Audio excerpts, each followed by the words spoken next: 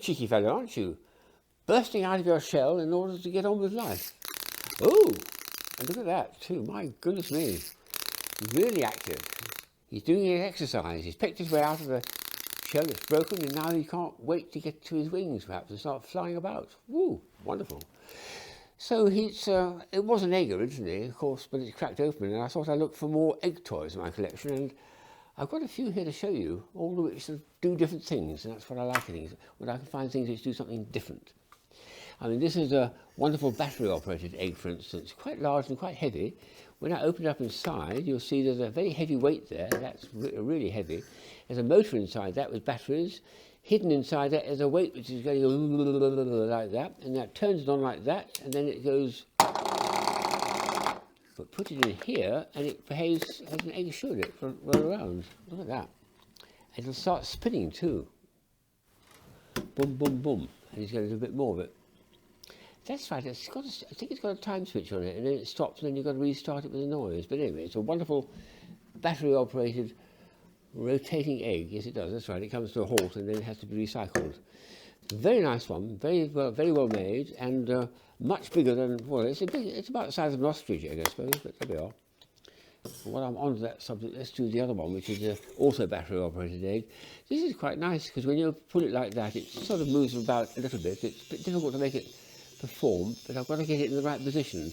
To do that, I'll open it up and see what's happening inside. And there we've got, can you see, a motor and a green light, and it's rotating on that plane. It does it quite well, that way or that way, but it doesn't do very well that way. It's got enough strength to turn over the end. So when I'm doing it, I'll make sure it's lying on the side like that, and then it will hopefully actually perform.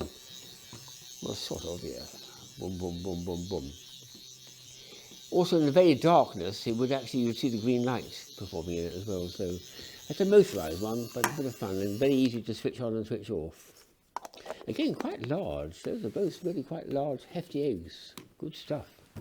Here's some much smaller stuff. These have, well, you all know that dinosaurs have died, and these ones have died because the wind-up mechanism, which used to be very active, has sort of broken down. I have to turn it by hand to make it pop open. When it does pop open, it woof, woof, woof. Oh, and out would come one of those things, yes, a triceratops or whatever they call it, one of these dinosaurs. It's got a winding up mechanism here, but since the spring inside has long since packed up, it won't actually do its walking, but it comes over and walks across the table. Well, what do you expect after 60 million years? Yes, a nice one. A Takara toy, this, I think it's a very nicely made one. I won't put it together, but I've got another version of the same thing, which came out about the same time, and again, slight disappointment because you can't repair those motors easily, but I'll just open it up to show the dino that comes inside. Oh, here he comes, it's one of those things. He hops around and walks on his legs. Quite nicely done, and certainly when they're brand new and they did their action, it was really quite a remarkable effect. So, good stuff, but I'm keeping them because they're a nice souvenir of something that did work once, but it still looks a bit of fun. This is an extraordinary one. I've only just looked at this for the first time. I've had it for years. I have no idea who gave it to me. And when I opened up the battery compartment, because it's a battery-operated one, they were all leaking and terrible mess. So I had great fun spending about 2 hours one evening repairing it. It's a funny toy, this. It's meant for small kids to play with. It's got a place here to put a keychain on, so it's a key fob type thing. But the idea is this electric wire here, and there's two little AG13 batteries inside.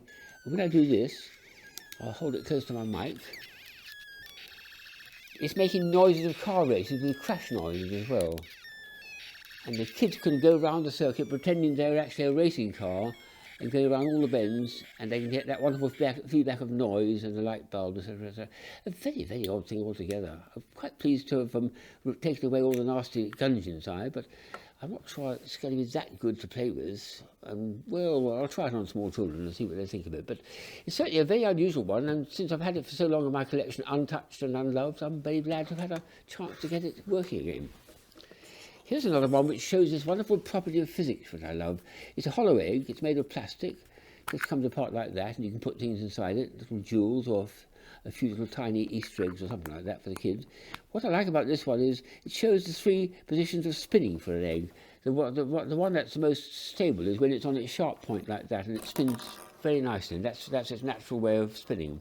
It will reluctantly spin on the larger, smoother, fatter side, but very often it misbehaves and go wiggly, wiggly, wiggly, wiggly. Yes. But most interesting enough, it also spins like that when it's flat. What happens is it starts spinning and it lifts up onto the sharp point, and that's very interesting because it's gaining potential energy, it's also losing kinetic energy because it's close, and so on. There's lots and lots of physics going on here, so let's see what happens when I spin it. There we are, it's turned through 90 degrees and gone from that position like that to that position like that, spinning nicely as it goes. Very nicely done. Beautiful, lovely demonstration of this strange physics.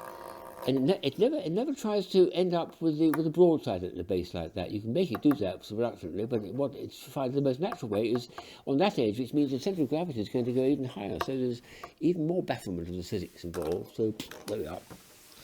I did, since we've had an Easter time in Britain very recently, I did get a very nice and unusual Easter egg.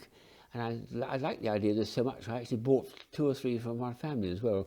It's a paint can, and it's the first time it's ever been packaged like this. Inside is the egg, which I've half eaten, I'm afraid. Well, I'm hungry for Easter egg, so I'll show you the effect. You had a large Easter egg covered in icing, which was like dripping paint. And of course, that's all completely edible icing here. And I've already had a good chomp at it.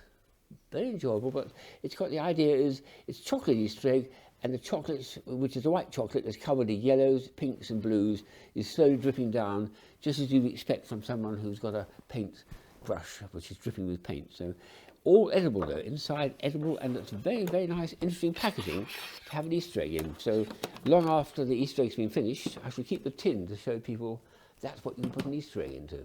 Woo, nice one. And then there's these very early Easter eggs, which I got about 30 years ago. These are extraordinary. They started 1 year, and about 3 years later they developed them. So this one had to have 3 batteries in it, 2 chunky little D batteries, or C batteries they were, with a 9-volt battery as well. When you turned it on, this is what it did. Off you go. And there's a microphone here, which when you tap it, responds to the sound. Extraordinary. So that was the first version. A little bit later on, they made a version in which they found a way of getting electronics which would work off 2 C batteries, only 3 volts. So they didn't put a 9-volt battery, no longer need to put it at him. And there's also a little light in it too, and a noise, and I love noises. So there's about 2 years of development between these two, and this one here goes.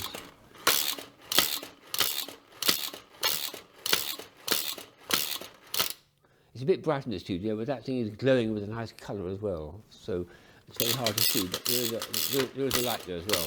So lovely noise.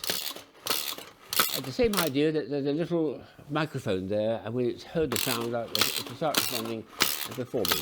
Isn't that bizarre? Wonderful. And I had about 6 of these at one time, all in a row, all feedbacking, and as one finished, the whole line started all over again. Having a lot of fun with those, but they're big, large, heavy things, and they do eventually start misbehaving, so a lot of upkeep.